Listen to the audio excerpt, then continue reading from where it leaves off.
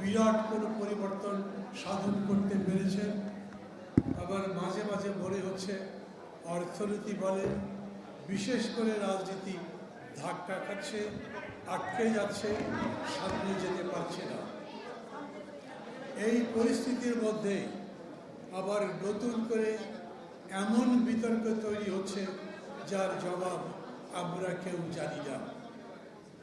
হঠাৎ করে এই বক্তৃতা শুনেছি, বছরের পর বছর ধরে যেই সমস্যা আমাদের মাথার উপর চেপে আছে, সেই রোহিঙ্গাদের সবাইকে অন্তত 1,00,000-1.5 লাখ পাঠিয়ে দিতে 1 বছর সময় লাগবে না। তারপরেই দেখলাম বাংলাদেশকে কেন্দ্র করে আন্তর্জাতিক নেতাদের দৌড়ঝাঁপ এবং তারপরে একটা হিউম্যান করিডোর। আমরা জানি না হিউম্যান করিডোর এত তাড়াতাড়ি করে, তাও অন্তর্বর্তী সরকারের নীতিগতভাবে একমত হতে হলো কেন। পৃথিবীর বিভিন্ন জায়গায় হিউম্যান করিডোরের মিশ্র প্রতিক্রিয়া আছে। আমরা খুবই স্পষ্ট করে বলেছি, যাই হোক না কেন বৃহৎ শক্তির কোনো দ্বৈরথের মধ্যে আমরা পড়তে চাই না।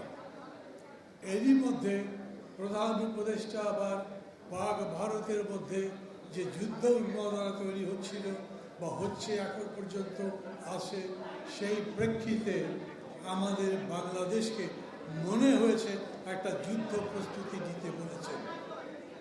কথাগুলোর অর্থই খুব পরিষ্কার নয়। একটা কি ধোঁয়াশা তৈরি হচ্ছে? সামনে নির্বাচন, স্পষ্ট তারিখ নাই, কিন্তু নতুন নতুন সমস্যার আলামত দেখা যাচ্ছে। এগুলো কি শুভ লক্ষণ? এইরকম পরিস্থিতিতে আপনাদের প্রতিষ্ঠা বার্ষিকী, এবি পার্টি অল্পদিনের মধ্যে, আমি একটু আগেই বলেছি, শুধুমাত্র নিজেদের উপস্থিতি প্রমাণ করতে পেরেছে সেটাই না, খুবই আন্তরিকভাবে যত্নের সাথে চেষ্টা করেছে এই রকম জটিল পরিস্থিতির মধ্যেও সামনে যাবার একটা দিক নির্দেশনা জাতির সামনে হাজির করবার। এটা এমন একটা পরিস্থিতি যখন জটিলতা চতুর্দিক আপনাকে গ্রাস করে ফেলবে, যখন মানুষ বুঝবে না হচ্ছে কি, মানুষ প্রশ্ন করবে নির্বাচন কি হবে, সত্যি সত্যি কি অবস্থা ভালো যাবে নাকি পরিস্থিতি বদল হবে। হঠাৎ করে নতুন করে এমন এমন স্লোগান উঠবে যা রাজনীতির সাথে যায় না, এমন এমন বক্তব্য হবে যা নির্বাচনের সাথে যায় না, এমন এমন দাবি উঠবে যেটা বাস্তবিক অর্থে কোনো বাস্তবতা নাই। সেই রকম সময় সমস্ত রাজনৈতিক দলগুলো যত বেশি বুদ্ধিমত্তার সঙ্গে নিজেদের সামনের দিকে নেওয়ার চেষ্টা করবেন, তত জাতির কল্যাণ হবে। আমরা জানি না, প্রথম 15টা কমিশন করা হয়েছিল, তারপরে 9টা কমিশনের উপরে জোর দেওয়া হয়েছিল, তারপরে 6টা কমিশন আমাদের সবার সাথে কথা বলেছে।